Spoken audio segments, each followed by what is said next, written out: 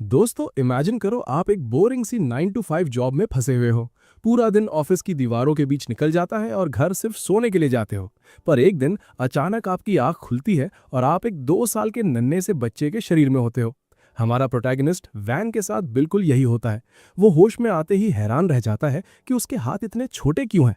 बिना वक्त गवाए वो पूरे कमरे में दौड़ने लगता है ये समझने के लिए कि आखिर ये हो क्या रहा है। वो सीधा खिड़की की तरफ भागता है और बाहर का नजारा देखकर उसकी आंखें फटी की फटी रह जाती हैं। एक शानदार मिडीवल कासल और एक पूरा शहर उसके सामने था। तभी उसकी मेड टिल घबराते हुए अंदर आती है। उसे लगता है कि वैन शायद खिड़की से बिना पैराशूट के स्काई डाइव करने का प्लान बना रहा है। वो उसे तुरंत नीचे उतारती है और डांटती है कि वहां खड़ा होना डेंजरस है। वैन बड़े आराम से कहता है कि वो बस सीनरी देखकर इतना खो गया था कि खुद को रोक नहीं पाया। टिल बेचारी शॉक में आ जाती है क्योंकि एक 2 साल का बच्चा इतनी फ्लुएंट इंग्लिश कैसे बोल रहा है। इस उम्र में तो इसे स्किबिडी टॉयलेट और फोर्टनाइट वाला ब्रेन रॉट देखना चाहिए था। जीनियस और रीइंकारनेशन। तभी वैन को धुंधली सी यादें आने लगती हैं कि वो पहले भी यहां रह चुका है। वो सोचा थोड़ा रिकैप कर ही लिया जाए, तो वो टिल को बताता है कि उसका नाम वैन नेफर्टियो है और उसके पिता मार्किस जाउपा है।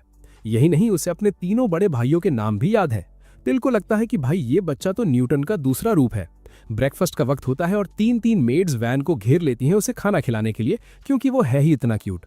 वैन को ये अटेंशन काफी पसंद आ रही है। भले ही शरीर बच्चे का है पर दिमाग तो वही मिडिल एज्ड ठरकी वाला है ना। अचानक वैन के पिता जाउपा अपने बेटों से उनके दिन भर के प्लान्स पूछते हैं। बाकी सब तो अपनी पढ़ाई लिखाई के बारे में बताते हैं।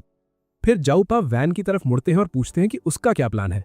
वैन बड़े सीरियस होकर जवाब देता है कि उसे अभी कुछ नहीं पता, इसलिए वो बेसिक्स से शुरू करेगा और अपने देश की हिस्ट्री और कल्चर को समझेगा। उसके भाई तो उसे ऐसे बोलते देख दंग रह जाते हैं, पर जाउपा जोर से हंसते हैं कि उन्होंने अपने सबसे छोटे बेटे को अंडर एस्टिमेट किया। उन्हें लगता है कि वैन उनकी और उनकी स्वर्गीय पत्नी की तरह फायर मैजिक में माहिर निकलेगा और उन्हें उससे काफी उम्मीदें हैं। वैन जानता है कि इस दुनिया में अलग अलग मैजिक एलिमेंट्स हैं, पर नोबल्स सिर्फ उन 4 एलिमेंट्स यानी कि फायर, वाटर, विंड और अर्थ को पसंद करते हैं जिनमें ऑफेंसिव पावर ज्यादा हो। बाकी सबको तो बेकार समझा जाता है। और उसके बाकी भाइयों के पास उन 4 में से ही एक एलिमेंट है, the hard path of a prodigy. उसी दिन बाद में टिल उससे देश के बारे में सीखता है। वो ये जानकर काफी एक्साइटेड होता है कि यहाँ कितनी सारी इंटेलिजेंट स्पीशीज हैं। टिल उसे बताती है कि वही पुराने एल्व्स, ड्वर्व्स और बाकी सब हैं, पर दूसरी मेट्स कहती हैं कि बच्चे को ये सब समझ नहीं आएगा। वैन उन्हें इग्नोरेंट बिचेस बोलकर इग्नोर करता है और टिल से मैजिक टूल्स के बारे में पूछने लगता है। टिल उसे मैजिक क्रिस्टल्स और रॉक्स के बारे में बताती है जो मैजिक स्टोर कर सकते हैं। जब वैन अभी सिर्फ बेसिक्स ही समझ रहा होता है, तभी पुराना बटलर एस्पर्टा उसके सामने किताबों का ढेर लगा देता है। वो कहता है कि प्रॉपर एजुकेशन शुरू करने से पहले ये देखना जरूरी है कि उसे कितना आता है। वैन उसकी डरावनी मूंछों यानी कि मुस्टैच को देखकर थोड़ा घबरा जाता है और कहता है कि उसे पढ़ना तो नहीं आता पर थोड़ी बहुत मैथ आती है। बटलर एकदम बेसिक सवाल पूछता है, 3 + 5 कितने होते हैं? जब वैन बिना उंगलियों पर गिने जवाब दे देता है तो बटलर इतना इंप्रेस हो जाता है कि वो खुद उसे पढ़ाने का फैसला करता है। वैन समझ जाता है कि अब उसकी बैंड बजने वाली है, और होता भी वही है। एस्पर्टा उसे सुबह से शाम तक पढ़ाता है, पर इसका फायदा ये होता है कि वैन सिर्फ कुछ ही हफ्तों में लिखना और पढ़ना सीख जाता है। Swords, skills and social status.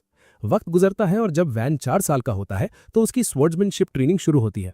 उसका पहला पार्टनर टिल होती है जो ऐसे डॉज करती है जैसे उसे वैन की लकड़ी की तलवार से एलर्जी हो। एक भी शॉट ना मार पाने की वजह से वैन घुटनों के बल गिर जाता है और टिल उसे चढ़ाती है कि वो जीत गई। वैन गुस्से में उसके पीछे भागता है, पर बाकी जलन वाली मेड्स टिल को पकड़ लेती हैं क्योंकि उनके हिसाब से वो एक नोबल की बेइज्जती कर रही हैं। वो वैन से कहती हैं कि उसे सजा दो, पर वैन कहता है कि कोई बात नहीं। पर मेड्स की सुई वहीं अटकी रहती है, तो वैन बस टिल के माथे पर एक हल्का सा फ्लिक करता है और कहता है कि लो, इंसाफ हो गया। अगले 1 साल तक वैन तलवारबाजी पर फोकस करता है। 5 साल की उम्र तक वो सीनियर स्टूडेंट्स को भी हरा देता है, क्योंकि वो तो बेचारे बच्चे हैं और ये एक मैच्योर दिमाग वाला आदमी। बाकी स्टूडेंट्स हैरान है कि वैन ना सिर्फ कॉम्बैट में जीनियस है, बल्कि उन जैसे लोअर स्टेटस वाले लोगों के साथ भी कितना तमीज से पेश आता है। तभी नाइट कमांडर का डेप्यूटी डी वहां आता है और वैन के हाथ चेक करता है। वो देखता है कि वैन के हाथ बहुत स्मूथ है, कोई निशान यानी कि कैलिसेस नहीं है, तो वो हैरान होता है कि बिना प्रैक्टिस के ये इतना अच्छा कैसे हो गया। वैन बताता है कि वो पढ़ाई में इतना बिजी रहता है कि ट्रेनिंग का वक्त ही नहीं मिलता। तब डी मजे मजे में बता देता है कि मार्केस ने ही एस्पर्टा को ऑर्डर दिया था कि वैन की पढ़ाई को 3 गुना मुश्किल कर दिया जाए। वैन के लिए ये एक शौक था, पर अब उसे समझ आया कि उसकी क्लासेस इतनी लंबी क्यों थीं। डी उसे ऑफर करता है कि अगर वो चाहे तो वो मार्केस से बात करके उसकी पढ़ाई कम करवा देगा ताकि वो देश का सबसे बड़ा स्वॉर्ड्समैन बन सके। वैन कहता है कि उसे दोनों चीजें करनी है, तो डी उसे खुद ट्रेन करने का फैसला करता है। वो कहता है कि वो बच्चा समझकर उस पर रहम खाएगा, पर यह किसी पॉलिटिशियन के वादे से भी बड़ा झूठ था। The outside world calls.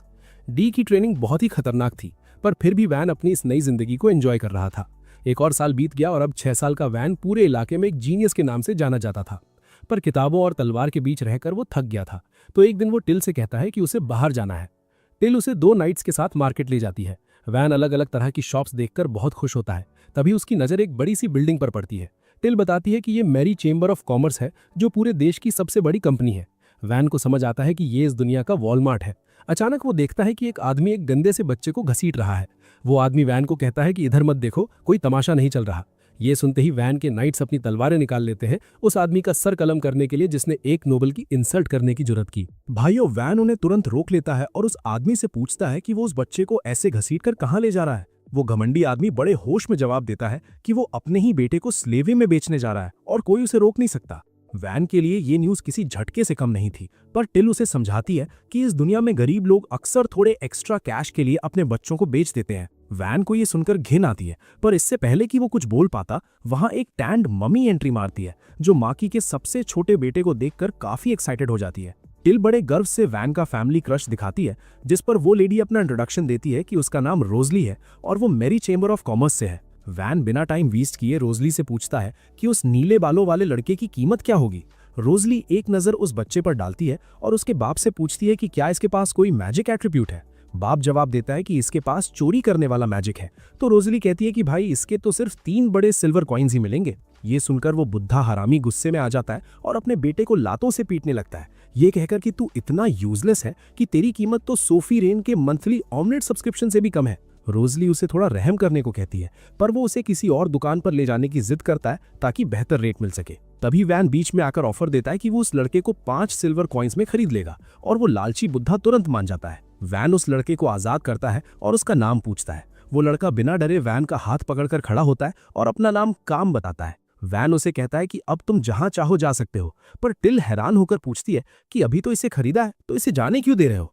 Van कहता है कि वो बस उसकी मदद करना चाहता था। फिर उसे पता चलता है कि काम का इस दुनिया में कोई नहीं है, तो वो उसे अपने मैंशन ले जाने का फैसला करता है।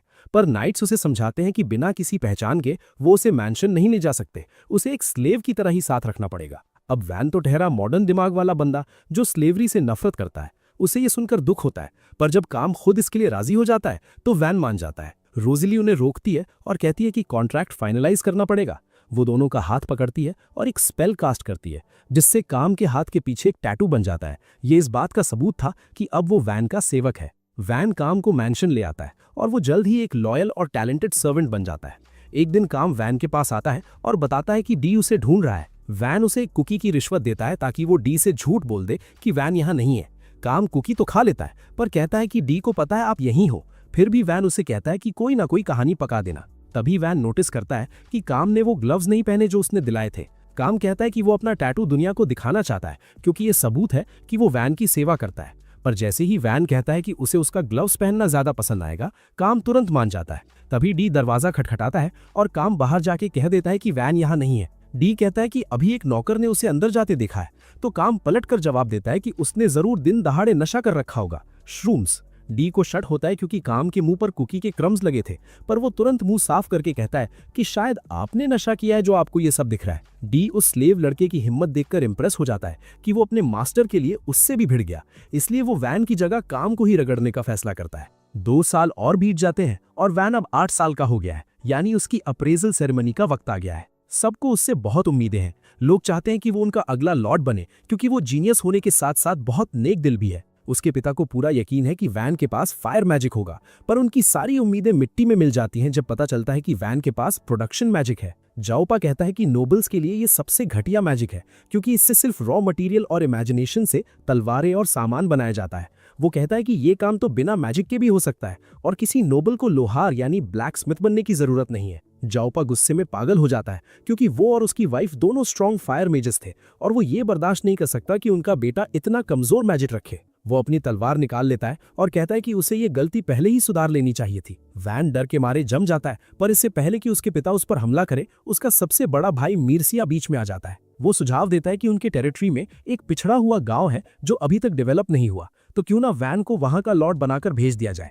जाओपा वजह पूछता है तो मीर्सिया बताता है कि उस नेमलेस गांव में सिर्फ 100 लोग हैं, वहां कुछ भी नहीं है और उत्तर में पहाड़ों पर खतरनाक मॉन्स्टर्स हैं। साथ ही पड़ोस में दूसरे नोबल की जमीन है और दुश्मन किंगडम जेलेनेटा भी वहीं पास में है। जाओपा को ये प्लान पसंद आता है क्योंकि वो गांव नया है और वहां के लोग उनके लॉयल नहीं है, तो अपने परिवार के किसी सदस्य को भेजना एक अच्छा फैसला होगा। वो मीर्सिया की तारीफ करता है कि उसने अपने परिवार के इस कलंक का एक सही उपयोग ढूंढ लिया और वैन को तुरंत निकलने का ऑर्डर देता है। सबके जाने के बाद मीर्सिया वैन से माफी मांगता है कि उसने इतनी मुश्किल जगह उसे भेजा, पर वो उसे अपने पिता के हाथों मरने से बचाना चाहता था। वैन उसे जान बचाने के लिए थैंक यू कहता है और मीर्सिया वादा करता है कि वो वैन की हर संभव मदद करेगा। वैन अपनी पैकिंग शुरू करता है और टिल मार्किस पर काफी गुस्सा होती है, पर वैन कहता है कि वो एक्चुअली खुश है क्योंकि वहां उसे काफी फ्री टाइम मिलेगा। जब सामान कैरेज में लोड हो रहा होता है, वैन सोचता है कि उसके पिता ने उसे कोई नाइट नहीं दिया और मीर्सिया को गार्ड्स हायर करने पड़े। पहले सिर्फ काम को साथ जाने की इजाजत थी, पर मीर्सिया की वजह से अब टिल भी साथ जा रही है। अचानक डी वहां आता है और कहता है कि वो भी साथ चल रहा है ताकि वैन की ट्रेनिंग पूरी कर सके। वैन बिल्कुल नहीं चाहता कि डी चले और कहता है कि पिता ने मना किया है। डी कहता है कि उसे ऐसी कोई खबर नहीं मिली और वो अपने साथ 2 और नाइट्स भी लाता है। यही नहीं, बटलर एस्पार्ता भी वहां आ जाता है और बताता है कि उसने मैंशन से अर्ली रिटायरमेंट ले लिया और अब वो वैन के साथ चलकर उसे पढ़ाना जारी रखेगा। जैसे ही कैरेज आगे बढ़ना शुरू करती है, वैन थोड़ा उदास महसूस करता है क्योंकि उसके बाप ने उसे इतनी खुफिया तरीके से शहर से निकाला है कि वो अपना फैमिली क्रेस्ट तक यूज नहीं कर सकता। पर भाई ट्विस्ट तो देखो, पूरा शहर उसे विदा करने के लिए इकट्ठा हो गया है क्योंकि नाइट्स ने बड़े बड़े बैनर्स उठा रखे हैं जिन पे लिखा है कि वैन जा रहा है। वैन ये देखकर पैनिक हो जाता है और पूछता है कि ये सब क्या नौटंकी है। नाइट्स बताते हैं कि वो बस डी के ऑर्डर्स फॉलो कर रहे हैं और जब तक वो नहीं बोलता बैनर्स नीचे नहीं होंगे। पर प्रॉब्लम ये है कि डी अभी घोड़े बेचकर सो रहा है। खैर, पूरा शहर वैन को बाय बाय कहता है और वैन उनसे वादा करता है कि वो एक दिन जरूर वापस आएगा। थोड़ी देर बाद वैन एक छोटी सी लकड़ी की टहनी यानी ट्विग उठाता है और अपना प्रोडक्शन मैजिक यूज करके उसे एक असली तलवार में बदल देता है। अब भाई वुड को मेटल में बदलने के लिए पता नहीं कौन सा न्यूक्लियर रिएक्शन लगता होगा, पर हमारा प्रोटैगनिस्ट तो जीनियस है ना। काम और टिल ये देखकर दंग रह जाते हैं और वैन कहता है कि वो बस ये चेक कर रहा था कि इस बेकार कहे जाने वाले मैजिक का कोई ढंग का यूज है या नहीं। तभी टिल बताती है कि वो गांव के पास पहुंच गए हैं। वैन एक्साइटमेंट में काम से कहता है कि अगर उसे गांव की जिंदगी पसंद ना आए तो वो वापस मैंशन जा सकता है। वो उसका स्लेव कॉन्ट्रैक्ट खत्म करने को भी तैयार है और कहता है कि वो मिर्सिया की सेवा कर सकता है जो उसका ख्याल रखेगा। काम तुरंत बना कर देता है और कहता है कि वो वैन की सेवा करने की कसम खा चुका है और आखिरी दम तक उसके साथ रहेगा। वैन थोड़ा ऑकवर्ड फील करता है क्योंकि ये तो किसी प्रपोजल जैसा साउंड कर रहा था और पिछली लाइफ में तो उसे ऐसा कुछ कभी सुनने को मिला नहीं। अचानक कैरेज जोर से झटका खाती है और रुक जाती है। वैन खिड़की से बाहर झांक कर देखता है कि माजरा क्या है। एक नाइट बताता है कि आगे लफड़ा हो गया है, गांव पर बैंडिट्स ने हमला कर दिया है। वैन तुरंत मीटिंग बुलाता है। डी बताता है कि ये बैंडिट्स लड़ने में माहिर है और बेचारे गांव वाले उनका मुकाबला नहीं कर पाएंगे। टोटल 50 बैंडिट्स हैं और भले ही एक मोटी लकड़ी की दीवार उन्हें अंदर आने से रोक रही है, पर वो बाहर से तीर चलाकर लोगों को मार रहे हैं। डी कहता है कि अगर वो सब मिलकर लड़े तो बैंडिट्स को भगा सकते हैं, पर एडवेंचरर्स का लीडर ऑर्थो साफ मना कर देता है। उसका कहना है कि उसका काम सिर्फ वैन को गांव तक पहुंचाना है और वो अपने लड़कों को ऐसी खतरनाक लड़ाई में नहीं झोंकेगा जहां उनका पल्ला हल्का हो। डी आर्ग्यू करता है कि ये लोग वैन की प्रजा बनने वाले हैं तो उन्हें बचाना उनका फर्ज है। ऑर्थो ताना मारता है कि ये नोबल वाली बातें आपको शोभा देती हैं, पर हम एडवेंचरर्स हैं और हम पे ये लॉजिक काम नहीं करता। डी के पास इसका कोई जवाब नहीं होता, तो वो ऑर्थो से कहता है कि वो वैन की रक्षा करे जबकि वो और उसके नाइट्स बैंडिट से भिड़ेंगे। उसे पता है कि वो शायद जिंदा ना बचें, इसलिए वो एडवेंचरर से कहता है कि अगर जरूरत पड़े तो वैन को लेकर वापस शहर भाग जाना। लेकिन एस्पार्ता इस बेवकूफ़ी भरे प्लान को रिजेक्ट कर देता है। वो सबको बताता है कि भले ही वो एक मामूली नौकर दिखता हो, पर वो असल में एक एलिमेंटल मेज है और वो उन्हें ये लड़ाई जितवाएगा। किसी को यकीन नहीं होता, पर एस्पार्टा अनाउंस करता है कि वो एक मिट्टी की दीवार बनाएगा और एडवेंचरर्स उसके पीछे से हमला करेंगे। इससे बैंडिट्स का ध्यान भटक जाएगा और डी अपने नाइट्स के साथ साइड से अटैक करेगा। एस्पार्टा का मानना है कि जब बैंडिट्स हर तरफ से घिर जाएंगे तो वो भाग खड़े होंगे। वैन उससे पूछता है कि क्या वो पीछे रहकर अकेले लड़ने वाला है। बुढ़ा बटलर कहता है कि हाँ, उसे बैंडिट्स का ध्यान अपनी तरफ खींचने के लिए अटैक करते रहना होगा। वैन कहता है कि ये बहुत रिस्की है, पर एस्पार्टा एक शानदार मौत मरना चाहता है। वैन गुस्से में कहता है कि मेरे परिवार की इतने सालों तक सेवा करने के बाद मैं तुम्हें ऐसे मरने नहीं दे सकता और ना ही मैं नाइट्स की बलि देना चाहता हूँ। वो जानता है कि अगर डी और एस्पार्टा मर गए तो वो अकेले गांव डेवलप नहीं कर पाएगा और उसके बाप उसे फेलियर के लिए एग्जीक्यूट करवा देगा। इसलिए वैन एक नया आइडिया निकालता है और कहता है कि डीकॉय वो खुद बनेगा। सब शौक हो जाते हैं। टिल तो साफ मना कर देती है और कहती है कि उसकी जगह वो जाएगी और काम भी तैयार हो जाता है। वैन कहता है कि वो अपने किसी भी प्यारे को मरते हुए नहीं देख सकता, इसलिए डीकॉय वही बनेगा। उसका प्लान है कि वो कैरेज लेकर सीधा बैंडिट्स के बीच घुस जाएगा ताकि बाकी सबको साइड से अटैक करने का मौका मिले। डी को ये बहुत रिस्की लगता है, पर वैन उसे याद दिलाता है कि ट्रेनिंग उसने ही दी है, तो वो इतनी जल्दी नहीं मरेगा, और अगर मर भी गया तो अपनी प्रजा के लिए जान देना एक नोबल के लिए सबसे बड़ा सम्मान है। वो अपनी तलवार निकालता है और डी से कहता है कि अगर वो मारा जाए तो उसकी बॉडी वहीं छोड़ देना, क्योंकि वो नहीं चाहता कि उसकी मौत से उसके खानदान का नाम खराब हो। वैन की ये बातें ऑर्थो के दिल को छू जाती हैं। उसे पहले लगता था कि ये नोबल का बेटा कोई घमंडी अमीर ज्यादा होगा, पर जब वैन ने खुद आकर उससे तमीज से बात की और उसे बैडएस बोला तो उसका नजरिया बदल गया था। अब वैन को अपनी जान जोखिम में डालते देख ऑर्थो का ज़मीर जाग जाता है और कहता है कि वो भी लड़ेगा। वैन कहता है कि ये तुम्हारे कॉन्ट्रैक्ट में नहीं है, पर ऑर्थो जवाब देता है कि एक बच्चे को खतरे में डालकर मैं खुद को बैडएस कैसे कह सकता हूँ। उसके साथी भी मान जाते हैं और डी भी आगे आता है ये कहते हुए कि अपने लॉर्ड को अकेले खतरे में डालकर वो जिंदा नहीं रह सकता। स्पार्टा भी राजी हो जाता है और कहता है कि अगर वैन को लगता है कि जान देना कोई अच्छी स्ट्रैटेजी है तो उसे फिर से बेसिक सीखने होंगे। वो तुरंत कुछ ही सेकंड्स में एक मिट्टी की दीवार खड़ी कर देता है और सबको अपनी पोजीशंस पर भेज देता है। ऑर्थो और उसका एक तगड़ा साथी एक तरफ से निकलते हैं और डी दूसरी तरफ से। इधर बाकी एडवेंचरर्स दीवार के पीछे से तीर चलाकर बैंडिट्स की भीड़ कम करने लगते हैं। बैंडिट्स का लीडर उन्हें दीवार के पीछे वाले लोगों पर अटैक करने का ऑर्डर देता है।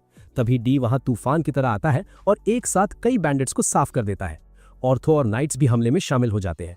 माहौल इतना डरावना हो जाता है कि जब डी अपनी मेनेसिंग ऑरा निकालता है तो बैंडिट्स की डर के मारे पैंट गीली हो जाती है और वो भागने लगते हैं। बैंडिट लीडर समझ जाता है कि वो ऐसे नहीं जीत पाएगा, तो वो गुस्से में दीवार की तरफ भागता है। ऑर्थो सबको अलर्ट करने की कोशिश करता है, पर कोई रिएक्ट नहीं कर पाता। वो साइक्लॉप्स जैसा दिखने वाला गुंडा अपनी भारी कुल्हाड़ी एक मासूम लड़के पर चलाने ही वाला था, तभी वैन एंट्री मारता है और उसे ताना मारकर उसका ध्यान भटका देता है। वैन बड़े स्वैग से उस बड़े आदमी की टांगों के बीच से निकलता है और पीछे से उसके घुटनों पर वार करके उसे जमीन पर गिरा देता है। काम भी पीछे नहीं रहता, वो छलांग लगाकर सीधा उस बैंडिट लीडर की कुल्हाड़ी को एक सीढ़ी की तरह यूज करता है और उस पर एक खतरनाक फिनिशिंग ब्लो दे देता है। कुछ ही देर में सारे बचे कुचे बैंडिट्स पकड़े जाते हैं और सबसे अच्छी बात यह थी कि वैन की टीम का एक भी बंदा नहीं मरा। ऑर्थो इस बात से काफी खुश है कि उन्हें बेस्ट पॉसिबल रिजल्ट मिला और वो कहता है कि जैसे ही पेमेंट मिल जाएगी उनका काम यहाँ खत्म हो जाएगा। पर अब वो बैन को लेकर थोड़ा क्यूरियस है। उसे बैन में एक बहुत बड़ा पोटेंशियल दिखता है, इसलिए वो अपनी टीम से पूछता है कि क्या वो यहाँ रुककर देखना चाहते हैं कि ये बच्चा इस नेमलेस विलेज का क्या करता है। उसके आधे सदस्य तो मना कर देते हैं क्योंकि उन्हें लगता है कि इस गांव में उतना पैसा नहीं है, पर उसकी कोर टीम वहीं रुकने का फैसला करती है क्योंकि उन्होंने बैन को एक्शन में देखा है और उन्हें यकीन है कि ये कोई आम बच्चा नहीं है। वो बैन में इन्वेस्ट करना चाहते हैं क्योंकि उन्हें पूरा भरोसा है कि ये लड़का एक दिन बहुत नाम कमाएगा और तब वो अपने सारे लॉयल्टी पॉइंट्स कैश कर पाएंगे। दूसरी तरफ टिल बैन को पकड़कर जोर जोर से झंझोड़ देती है क्योंकि उसने अपनी जान खतरे में डाली थी और वो कहती है कि अगली बार ऐसा कुछ हुआ तो खतरे में कूदने का काम उसका होगा। तभी डी और बाकी सब वहां आते हैं और बैन को बताते हैं कि सारे विलेजर्स गेट पर जमा हो गए हैं। वैन बड़े गर्व और उम्मीद के साथ गांव में कदम रखने का फैसला करता है, पर जैसे ही वो गांव को देखता है उसकी उम्मीद थोड़ी ठंडी पड़ जाती है क्योंकि वहां के लोग बहुत कमजोर और हालत बहुत खराब दिख रही थी। विलेज चीफ वैन का स्वागत करते हैं और उनकी जान बचाने के लिए थैंक यू कहते हैं और वैन का पहला सवाल यही होता है कि क्या इस गांव पर पहले भी हमले हुए हैं। वो बुढ़ा आदमी हाँ में सिर हिलाता है और बताता है कि इस साल ही उन पर कई बार अटैक हो चुका है। वैन इसका कारण पूछता है तो चीफ बताते हैं कि पहले ये गांव किसी और टेरिटरी का हिस्सा था जहां नाइट्स रेगुलरली पेट्रोल करते थे, पर जब से ये फर्डियो फैमिली के अंडर आया है तब से किसी ने उनकी सुध तक नहीं ली। वैन इस बात के लिए माफी मांगता है और कहता है कि उसके पिता शायद अभी तक छोटे गांव की वैल्यू नहीं समझते हैं। ये सुनकर विलेजर्स भड़क जाते हैं और चीफ पूछते हैं कि क्या नोबल्स को लगता है कि छोटे गांव बचाने लायक नहीं है क्योंकि वो ज्यादा टैक्स नहीं देते। वैन उन्हें समझाता है कि किसी पर इल्जाम लगाने का कोई फायदा नहीं है और ये सुनकर विलेजर्स और भी गुस्सा हो जाते हैं। वो कहते हैं कि एक नोबल कभी नहीं समझ पाएगा कि उन पर क्या गुजरती है, पर वैन कहता है कि वो यहाँ गाँव के फ्यूचर की बात कर रहा है और यहाँ गुस्सा दिखाना बेकार है। वो कहता है कि गांव की इस हालत के लिए नोबल जिम्मेदार तो हैं, पर असल वजह वो लॉज हैं जो किंगडम के फाउंडर ने लिखे थे। वो कहता है कि सिर्फ कानून को कोसने से कुछ नहीं बदलेगा, उन्हें गांव को बचाने के लिए कुछ अलग करना होगा। पहला रास्ता ये है कि वो कुछ इतना वैल्यूएबल प्रोड्यूस करें कि किंगडम उन्हें इग्नोर ना कर सके। दूसरा रास्ता ये है कि वो इतना पैसा कमाएं कि अपने हिफाजत के लिए मर्सिनरीज हायर कर सके। और आखिरी रास्ता ये है कि वो सब मिलकर गाँव पर काम करें और इसे बेहतर बनाएं। वहां की एक विलेज बैडी कहती है कि उन्होंने भी ये सोचा था, पर उनके पास तो कुछ भी नहीं है। वैन उसे बताता है कि अब हालात बदल चुके हैं क्योंकि उनके पास एक नया लॉर्ड है और वो गांव की रक्षा के लिए सब कुछ करेगा। खैर, विलेजर्स को उस पर भरोसा नहीं होता क्योंकि वो एक बच्चा है, पर जैसे ही स्पर्टा और डी आगे आकर अपना इंट्रोडक्शन देते हैं कि वो फॉर्मर हेड बटलर और नाइट ऑर्डर के वाइस कमांडर रह चुके हैं, विलेजर्स का कॉन्फिडेंस अचानक बढ़ जाता है कि उनका गाँव अब सही हाथों में है। चीफ वैन से पूछते हैं कि क्या उसके पास कोई पावरफुल एलिमेंटल मैजिक है, और वैन तुरंत साफ कर देता है कि वो सिर्फ प्रोडक्शन मैजिक ही कर सकता है, तो वो उससे लड़ाई में ज्यादा उम्मीद ना रखें। ये सुनते ही विलेजर्स फिर से उदास होने लगते हैं और वैन के ईगो को थोड़ी चोट लगती है। तभी एक विलेजर उससे टैक्स के बारे में पूछता है, क्योंकि फिलहाल उनके लिए अपनी इनकम का 30% देना बहुत मुश्किल है। वैन फैसला करता है कि जब तक गांव स्टेबल नहीं हो जाता, टैक्स सिर्फ 10% रहेगा, और ये सुनते ही सब उसे पसंद करने लगते हैं। फिर वैन कहता है कि उन्हें गांव की दीवारों पर काम करना होगा, और वो एस्पर्टा से पूछता है कि जो मिट्टी की दीवार उसने बनाई है वो कब तक रहेगी। बटलर जवाब देता है कि वो सिर्फ थोड़ी देर तक टिकती है, जब तक माना खत्म ना हो जाए, और फिर वो मिट्टी का ढेर बन जाती है। वैन डिसाइड करता है कि वो बाद में एक पक्की दीवार बनाएगा, पर फिलहाल के लिए वो एस्पर्टा को मैजिक से एक दीवार खड़ी करने को कहता है। वो पुराना बटलर तुरंत पूरे गांव के चारों तरफ एक बहुत बड़ी दीवार बना देता है, और ये देखकर सबकी बोलती बंद हो जाती है। इसके बाद वैन कहता है कि उन्हें बैंडिट्स को रोकने के लिए गड्ढे यानी पिट फॉल्स और ट्रैप्स की जरूरत है, और डी कहता है कि ये काम वो संभाल लेगा। फिर वैन विलेजर्स की तरफ मुड़ता है और कहता है कि उन्हें गांव को फिर से खड़ा करने के लिए मिलकर काम करना होगा, तभी इसे एक कामयाब जगह बनाना कोई मुश्किल सपना नहीं रहेगा। इस सब के बाद वैन जंगल जाता है ताकि अपने प्रोडक्शन मैजिक को पूरी तरह से टेस्ट कर सके। वो लकड़ी का एक छोटा सा टुकड़ा लेता है और अपने मैजिक से उसके हर एक इंच को महसूस करता है। फिर वो उस लकड़ी को बहुत बारीक धागों में बांट देता है और उन्हें एक मजबूत पैटर्न में बुनते हुए एक सॉलिड प्राइड क्यूब बना देता है। टिल और काम पूछते हैं कि ये क्या है, तो वैन बताता है कि ये एक नैनो मटेरियल क्यूब है जो बहुत ही ज्यादा मजबूत है। वो ऐसे ढेर सारे क्यूब्स बना देता है और तभी वहां से ऑर्थो और उसके दोस्त गुजरते हैं। वो उन चमकदार आरजीबी क्यूब्स को देखकर क्यूरियस हो जाते हैं। ऑर्थो पूछता है कि क्या वो एक ब्लॉक को काटने की कोशिश कर सकता है। वो एक ब्लॉक को हवा में उछालता है और अपनी पूरी ताकत से उस पर वार करता है, पर वो ब्लॉक पास के एक पेड़ से जा टकराता है और उस पर एक खरोच तक नहीं आती। ऑर्थो को अपनी आंखों पर यकीन नहीं होता, क्योंकि उसका वार पत्थर को भी काट सकता था, पर ये नैनो क्यूब ज्यों का त्यों है। इसके बाद वैन अपने मैजिक के साथ और एक्सपेरिमेंट्स करता है और सूरज ढलने तक ढेर सारे हथियार और सामान बनाता रहता है। टिल पूछती है कि क्या वो थका नहीं है, क्योंकि प्रोडक्शन मैजिक में बहुत माना खर्च होता है, पर वैन एकदम फिट महसूस कर रहा है। वो सोचता है कि उसके पास आखिर कितना माना है, और वो मजाक मजाक में लकड़ी से कटाना बना देता है, क्योंकि जब मैजिक हो तो साइंस और एनर्जी कंजर्वेशन की परवाह कौन करता है। काम की आंखें उस नए तरह की तलवार को देखकर चमकने लगती है, तो वैन उसे वो गिफ्ट कर देता है, और तभी टिल भी उसे उम्मीद भरी नजरों से देखने लगती है। वैन उसे कुल्हाड़ी देता है, पर टिल बिल्कुल खुश नहीं होती, क्योंकि उस पर एक डरावना स्कल डिजाइन था जो उसके क्यूट वाइब के साथ मैच नहीं कर रहा था। रात को जब टिल और काम सो जाते हैं, वैन कैंप फायर के सामने बैठा रहता है। उसे नींद नहीं आ रही। सफर और लड़ाई की वजह से वो थका हुआ महसूस कर रहा है, और उसे गंदा भी लग रहा है, क्योंकि उसने कई दिनों से नहाया नहीं है। वो सोचता है कि उसके सर्वेंट्स भले ही नॉर्मल एक्ट कर रहे हैं, पर वो भी थक गए होंगे, और गांव पर काम शुरू करने से पहले उसे कुछ बेसिक फैसिलिटीज चाहिए। तो अगले दिन वैन एक खुली जगह पर नैनो क्यूब्स का ढेर लगाना शुरू करता है ताकि उनसे घर बना सके। विलेजर्स वहां इकट्ठा हो जाते हैं ये देखने के लिए कि वो क्या कर रहा है, और खुद वैन को भी यकीन नहीं है कि वो इतनी बड़ी चीज बना पाएगा या नहीं। फिर भी वो पूरे फोकस के साथ घर बनाने के हर एक स्टेप और डिटेल पर ध्यान लगाता है। सबसे पहले वो मजबूत पिलर्स खड़े करता है जो छत का पूरा बोझ उठा सकें, और फिर उनके चारों तरफ दीवारें बनाना शुरू करता है। इसके बाद वो डोर्स और विंडोज के साथ और भी रूम्स बनाता है, और आखिर में रूफ डालकर बिल्डिंग को पूरा कर देता है। देखते ही देखते उसका शानदार घर बनकर तैयार हो जाता है, और किसी को यकीन ही नहीं होता कि वैन ने महज कुछ सेकंड्स में एक पूरा मैंशन खड़ा कर दिया है। पर वो खुद बहुत खुश है कि अब उसके पास आराम से रहने के लिए एक ठिकाना है। पूरा गांव और वैन के दोस्त फटी आंखों से उस मैंशन को निहार रहे हैं। उनके मुंह खुले के खुले रह गए हैं, और टिल कहती है कि उसका प्रोडक्शन मैजिक किसी टेरिटरी को चलाने के लिए एलिमेंटल मैजिक से कहीं ज्यादा काम का है। वैन थोड़ा हम्बल बनता है और कहता है कि ऑफेंसिव मैजिक फिर भी बेहतर है, क्योंकि उससे एक नोबल अपनी प्रजा की रक्षा कर सकता है।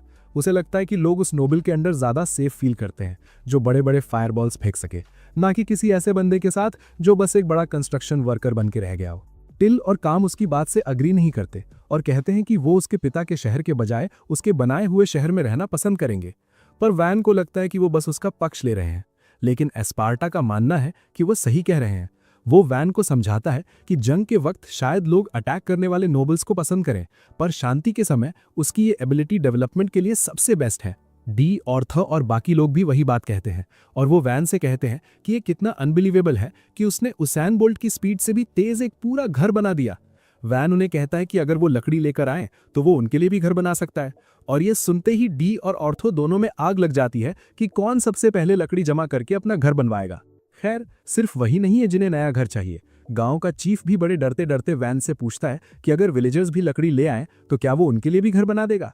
विलेजर्स उसे बताने लगते हैं कि उनके घर कैसे टूटे फूटे हैं और वहां रहना कितना मुश्किल है, और वैन को एहसास होता है कि इन सब का रेनोवेशन करना बहुत थका देने वाला काम होने वाला है।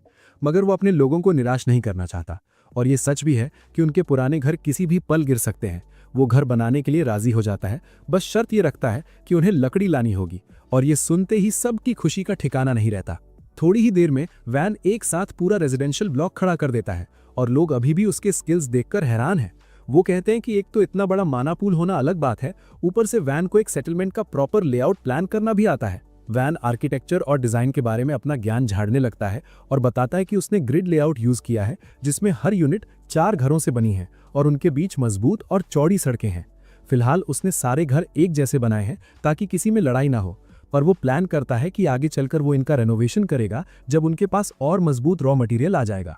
विलेजर्स बहुत एहसानमंद महसूस करते हैं और अपनी थोड़ी बहुत फसल वैन को गिफ्ट के तौर पर देते हैं। इसके बाद वैन अपने मैंशन के पास एक पब्लिक बाथ हाउस बनाता है क्योंकि वो रोज नहाना चाहता है, पर विलेजर्स भी उसे लेकर काफी क्यूरियस है। पिल और वो ग्रीन हेड मेज प्लूरियल वैन को अपने साथ नहाने के लिए कहती हैं, जिसे सुनकर वो घबरा जाता है और उन्हें याद दिलाता है कि वो दिमाग से एक बड़ा आदमी है। लड़कियों को पहले नहाने का मौका मिलता है और प्लूरियल कहती है कि वैन उन बाकी नोबल्स जैसा बिल्कुल नहीं है जिनसे वो मिली है, वो सच में बहुत नेक और समझदार है। टिल तुरंत अपने मास्टर की तारीफें शुरू करती है और जब वो अपनी नई दोस्त को ये सब बता चुकती है तब लड़कों की बारी आती है। वैन और काम पहले अंदर जाते हैं और वैन नोटिस करता है कि डी के साथ रोज ट्रेनिंग करके काम के मसल्स बनने लगे हैं और तभी वहां डी की एंट्री होती है। डी और नाइट्स उसी वक्त बाथ हाउस आ जाते हैं और फिर वो मसल ब्रेन्ड इडियट उस पब्लिक बाथ में ही अपनी भारी भरकम तलवार घुमाने लगता है। नहाने के बाद वैन अपने कमरे में आराम करने जाता है और बेड पर गिर जाता है ये सोचते हुए कि इस थका देने वाले दिन के बाद अब वो सुकून से सो सकता है। अगली सुबह जब उसकी आंख खुलती है तो वो देखता है कि नाइट्स ने रेडर्स से बचने के लिए गांव के चारों तरफ एक खाई खोद दी है और वैन कहता है कि बेस्ट रिजल्ट्स के लिए इसे पानी से भरना जरूरी है। उन्हें पीने, खेती और पब्लिक बाथ के लिए भी पानी चाहिए, इसलिए वैन डिसाइड करता है कि उनकी अगली प्रायोरिटी पानी का एक पक्का जरिया ढूंढना होगा। वो तुरंत पास के एक वाटर बॉडी का मुआयना करता है और फिर एस्पार्टा उस दिशा में एक छोटी सी कैनाल यानी नहर बना देता है। डी और बाकी लोग उस नहर को और चौड़ा और लंबा करने में लग जाते हैं और वैन उनके पीछे पीछे चलता है, अपने मैजिक से दीवारों और नहर के तल को स्टेबलाइज करता है ताकि पानी लीक ना हो।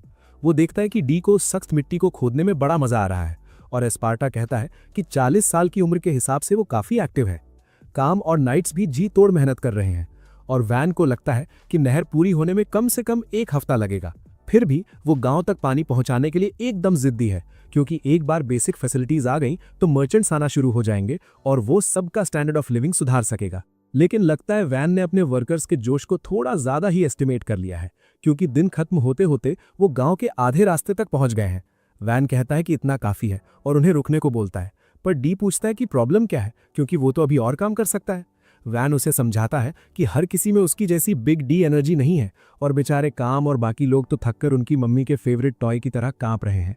डी को एहसास होता है कि हर कोई उसकी तरह सॉलिड नहीं बना है, इसलिए वो दिन भर के लिए ब्रेक लेने पर राजी हो जाता है, भले ही उसके पास अकेले नहर खत्म करने का स्टैमिना बचा हो।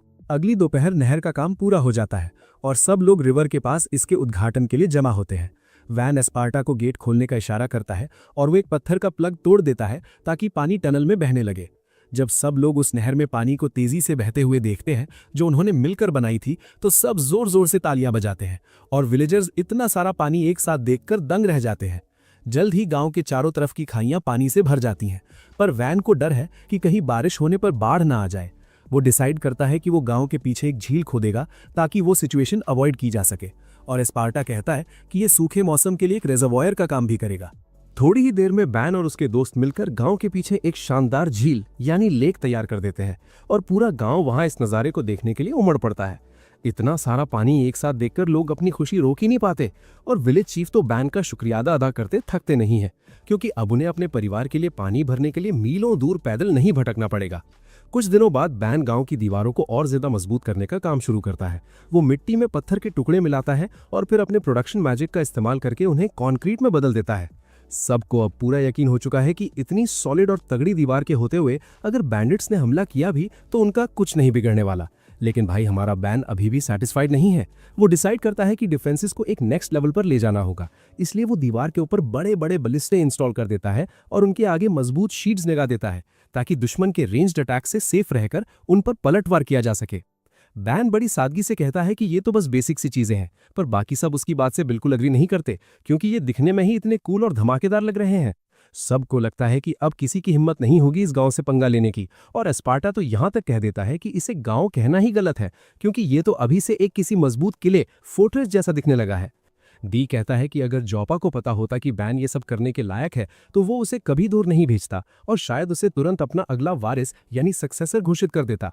एस्पार्टा इस बात पर थोड़ा डिसएग्री करता है। उसका मानना है कि जॉपा हमेशा कॉम्बैट एबिलिटीज और लड़ने की ताकत को ज्यादा अहमियत देते हैं और वो बैन के इस अनोखे टैलेंट की कदर कभी पूरी तरह से नहीं कर पाते। दी थोड़ा चिढ़कर आर्ग्यू करता है कि बैन के पास कॉम्बैट स्ट्रेंथ की कोई कमी नहीं है और वो शायद बाहर किसी भी वॉरियर से कहीं ज्यादा ताकतवर है। एस्पार्टा पलटकर जवाब देता है कि बैन की पावर लोगों की हिफाजत करने के लिए तो बेहतरीन है, पर इससे दूसरे इलाकों को जीता यानी कॉन्कर नहीं किया जा सकता। दी इसे अपनी पर्सनल इंसल्ट समझ लेता है और कहता है कि जंग का मतलब सिर्फ ढाल और तलवार का टकराना नहीं होता, उससे कहीं बढ़कर होती है स्ट्रैटेजी। जब बैन देखता है कि ये दोनों बड़े लोग जरूरत से ज्यादा सीरियस हो रहे हैं तो वो बीच में आकर उन्हें रुकने को बोलता है। वो समझाता है कि टैलेंट और उसके इस्तेमाल पर बहस करने से उनका कोई भला नहीं होने वाला और उन्हें बस इस बात पर फोकस करना चाहिए कि जो कुछ उनके पास है उससे अपनी जिंदगी को बेहतर कैसे बनाए। दी को अपनी गलती का एहसास होता है और वो जोर से हंसने लगता है। वो बैन की बात से सहमत होते हुए कहता है कि बैन जहां भी जाए वो एक शानदार रूलर ही बनेगा। वो पूरे कॉन्फिडेंस के साथ कहता है कि एक दिन बैन का साम्राज्य उसके बाप के इलाके को भी पीछे छोड़ देगा। पर हमारा बैन फिलहाल ब्रेकफास्ट में ज्यादा इंटरेस्टेड है क्योंकि उसे जोरों की भूख लगी है। वो टिल के बनाए हुए ब्रेकफास्ट का मजा लेता है और टिल भी खुश है कि उसे खाना पसंद आया क्योंकि उनके पास इंग्रेडिएंट्स की थोड़ी कमी चल रही है। तब बैन को रियलाइज होता है कि ये तो काफी चिंता वाली बात है और एस्पार्टा उसे बताता है कि गांव की डिफेंस सुधारना तो अच्छी बात है, पर अब उन्हें गांव की कमाई यानी इनकम के बारे में भी सोचना होगा। मर्चेंट्स के अलावा जो महीने में सिर्फ एक बार आते हैं उनका किसी से कोई कनेक्शन नहीं है। बैन जवाब देता है कि वो फर्नीचर और कटलरी का ध्यान तो खुद रख सकता है और विलेजर्स इतनी सब्जियां तो उगा ही लेता है कि सबका पेट भर सके, तो फिलहाल काम चल जाएगा। एस्पार्टा बड़े आराम से अपनी मुंछों से ऑमलेट का एक टुकड़ा साफ करता है और बैन को बताता है कि यहाँ सीजनिंग्स यानी मसालों की काफी कमी है और उनके पास वो इंग्रेडिएंट्स भी नहीं है जिनसे वो बेक डेजर्ट्स बन सकें जो बैन को इतने ज्यादा पसंद है। वैन ये सुनकर एकदम शॉक हो जाता है और तुरंत टिल की तरफ ऐसे मुड़ता है जैसे उसने उसे धोखा दे दिया हो। अब भाई डिजर्ट और मसालों के बिना लाइफ तो बेकार है, इसलिए वो डिसाइड करता है कि वो एक ऐसी स्पेशल इंडस्ट्री सेटअप करेगा जिससे इस गांव में इतना पैसा आए कि सबकी आंखें फटी की फटी रह जाएं। वो तुरंत अपनी टीम से आइडियाज मांगता है, जिस पर काम कहता है कि क्यों ना हमें नैनो क्यूब्स को बेचना शुरू करें क्योंकि ये मटेरियल तो एकदम रेवोल्यूशनरी है। लेकिन वैन तुरंत इस आइडिया को रिजेक्ट कर देता है क्योंकि इन क्यूब्स को सिर्फ वही हैंडल कर सकता है। फिर टिल कहती है कि हम मॉन्स्टर्स का शिकार करके उनके मटेरियल्स बेच सकते हैं, पर वैन इसे भी मना कर देता है क्योंकि ये काम सिर्फ नाइट्स और एडवेंचरर्स ही कर सकते हैं, आम लोग नहीं। एस्पार्टा को लगता है कि इस गांव में कुछ स्पेशल ढूंढना काफी मुश्किल है, तो वैन डिसाइड करता है कि अब उसे अपना दिमाग थोड़ा ज्यादा ही लगाना पड़ेगा। उसी दिन बाद में उसकी मुलाकात औरतों के ग्रुप के उस मोटे से बंदे फैटी से होती है। वो कहता है कि वैन, तुम्हारे सर्वेंट्स तुमसे बहुत प्यार करते हैं क्योंकि जब मैंने उनसे उनके वेपन्स दिखाने को कहा तो उन्होंने साफ मना कर दिया ताकि उनके वेपन्स खराब ना हो जाएं। वैन दोनों से थोड़ा निराश होता है और कहता है कि भाई वेपन्स तो चलाने के लिए होते हैं, अगर उन्हें बस संभाल कर रखोगे तो जरूरत पड़ने पर वो काम नहीं आएंगे। वैन उन्हें एनकरेज करता है कि अपने हथियार चलाओ। तभी वो मोटू एडवेंचरर और क्लेदर से बनी अपनी एक ढाल निकालता है। वो बड़े चौड़ में कहता है कि ये शील्ड बहुत मजबूत है और इससे वो उनके वेपन्स की पावर चेक कर सकता है, इसलिए वो उन्हें अटैक करने को कहता है। काम थोड़ा हिचकिचाते हुए मान जाता है और अपनी कटाना से उस ढाल पर एक हल्का सा टैप करता है। मिस्टर प्लस साइज्ड हंसते हुए कहता है कि ओए थोड़ा जोर तो लगाओ, ये कोई अटैक थोड़ी है। पर अगले ही पल उसकी फटकर हाथ में आ जाती है जब वो देखता है कि उसकी ढाल का एक हिस्सा कटकर नीचे गिर गया है। उसे यकीन ही नहीं होता कि उसकी इतनी महंगी ढाल एक झटके में बर्बाद हो गई। और ऊपर से वैन उसे बताता है कि वो तलवार जो मेटल की दिख रही है वो असल में सिर्फ लकड़ी वुड से बनी है। ये सुनकर वो मोटू बंदा बच्चों की तरह रोने लगता है, पर वैन तुरंत अपने मैजिक से उसकी शील्ड फिक्स कर देता है। तभी ऑर्थो वहां आता है और वैन से पूछता है कि क्या वो कुछ वैल्यूबल ओर्स खरीदना चाहेगा। वैन देखकर दंग रह जाता है कि वो रेयर मिनरल से भरी एक पूरी गाड़ी लेकर आया है। ऑर्थो समझाता है कि गांव के पास जो पहाड़ है वो ओर्स से भरे पड़े हैं और उन्हें ज्यादा दूर जाने की जरूरत भी नहीं पड़ी। उसके पास iron ore, copper ore, silver ore है और थोड़ा सा सोना भी, पर सबसे कीमती चीज थी मिथ्रिल ओर, जिसे देखकर वैन पागल ही हो जाता है। वो हैरान है कि पहले किसी ने इन रिसोर्सेज को ढूंढा क्यों नहीं। तो ऑर्थो कहता है कि ये जगह इतनी दूर और इनकन्वीनियंट है कि किसी ने यहाँ आने की जहमत ही नहीं उठाई। इसके बाद वैन आयरन ओर पर काम शुरू करता है और उसे भी नैनो क्यूब में बदल देता है। वो मोटो एडवेंचरर ये देखकर एक्साइटेड हो जाता है और वैन से पूछता है कि क्या वो इससे तलवारें बना सकता है। वैन को उसकी शील्ड तोड़ने का अभी भी थोड़ा बुरा लग रहा था, इसलिए वो उसके लिए एक स्वॉर्ड बनाने को राजी हो जाता है। वो बंदा उससे एक शॉर्ट स्वॉर्ड और एक लॉन्ग स्वॉर्ड मांगता है। वैन पहले शॉर्ट स्वॉर्ड बनाता है और पूरे फोकस के साथ हर डिटेल इमेजिन करता है कि वो ड्यूरेबल, शार्प और दिखने में एकदम शानदार हो। वो एडवेंचरर स्वॉर्ड देखकर झूम उठता है और बाकी सब उसे घेर लेते हैं, जबकि वैन उसी डिजाइन की एक लॉन्ग स्वॉर्ड भी तैयार कर देता है। ये देखकर बाकी एडवेंचरर्स के तो होश ही उड़ जाते हैं और वो सब वैन के पीछे पड़ जाते हैं कि उन्हें भी ऐसी ही तलवारें चाहिए। लेकिन क्योंकि ओर्स वही लाए थे, वैन डिसाइड करता है कि वो सबके लिए एक एक स्वॉर्ड बनाएगा। तभी प्लूरियल कहती है कि ये तलवारें मार्केट में बहुत महंगी बिक सकती हैं। वैन सोचता है कि अगर वो मिथ्रिल से स्वॉर्ड्स बनाए तो शायद कीमत और भी ज्यादा मिलेगी। तभी एस्पार्टा वहां पहुंचता है। वो मिथ्रिल और चेक करके बताता है कि ये बहुत रेयर है और अगर ये पहाड़ों के बाहर जंगल में ही मिल गया है तो इसका साफ मतलब है कि आसपास कोई डंजन है। वो समझाता है कि अगर यहाँ डंजन मिल गया तो ये गांव रातों रात फेमस हो जाएगा और हजारों लोग रोज यहाँ आने लगेंगे। ये इकोनॉमी के लिए तो अच्छा है, पर वैन जानता है कि फिलहाल वो इतने लोगों का बोझ नहीं उठा सकते। ऊपर से उसे डर है कि डंजन के लालच में दुश्मन देश या पड़ोसी नोबल्स उन पर हमला कर देंगे। प्लूरियल कहती है कि अगर डंजन मिल गया तो वैन के पिता तुरंत नाइट्स भेजेंगे इस पर कब्जा करने के लिए। वैन दुखी होकर कहता है कि उसके पिता ने तो उसे डिसोन कर दिया है, तो अगर ये गांव इंपॉर्टेंट बन गया तो उसे फिर से कहीं और भेज दिया जाएगा। प्लूरियल अब समझ जाती है कि वैन पहले इस गांव को एक मजबूत टेरिटरी बनाना चाहता है, इससे पहले कि वो डंजन की खबर बाहर फैलाए। ऑर्थो वादा करता है कि वो उस तरफ नहीं जाएंगे जहां डंजन हो सकता है और उसके दोस्त भी मान जाते हैं। वैन उनका शुक्रिया अदा करता है कि उन्होंने इतना बड़ा राज छुपाया, भले ही डंजन ढूंढने में उनका ज्यादा फायदा होता। कुछ ही वक्त में वैन बेहतर मटेरियल से गांव का हुलिया बदल देता है, पर टिल को फिक्र है कि वो जरूरत से ज्यादा काम कर रहा है। तभी एक विलेजर भागता हुआ आता है और चिल्लाता है कि आर्मर्ड लिजर्ड मॉन्स्टर्स का एक झुंड गांव की तरफ बढ़ रहा है। वैन तुरंत सबको दीवारों के अंदर आने का ऑर्डर देता है और गेट लॉक कर देता है। विलेजर्स उन मॉन्स्टर्स को देखकर कांप रहे हैं, पर वैन उन्हें हौसला देता है कि अगर वो साथ मिलकर लड़ें तो वो किसी भी मुश्किल को हरा सकते हैं। वैन की बातों से सब मोटिवेट हो जाते हैं और कसम खाते हैं कि वो अपने गांव की हिफाजत के लिए आखिरी दम तक लड़ेंगे। वैन तुरंत उन्हें दीवारों पर जाने और बलिस्टे संभालने को कहता है। काम उसे बताता है कि ऑर्थो और उसका ग्रुप शिकार पर गए हैं, इसलिए किसी को कमान संभालनी होगी, और वैन खुद अपने सिटीजन्स के साथ ऊपर जाने का फैसला करता है। पर टिल रोते हुए उसका हाथ पकड़ लेती है।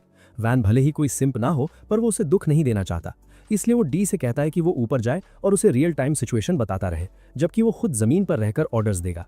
डी उसका ऑर्डर मानता है और तुरंत दीवार पर चढ़ता है, पर सामने का नजारा देखकर उसके भी होश उड़ जाते हैं। वो डी को बताता है कि लगभग 40 आर्मर्ड लिजर्ड्स उनकी तरफ बढ़ रही हैं और भाई उनकी ऊंचाई 8 मीटर्स के आसपास है, यानी फ्रीडम यूनिट्स में समझो तो 3 हाथी एक के ऊपर एक खड़े हों।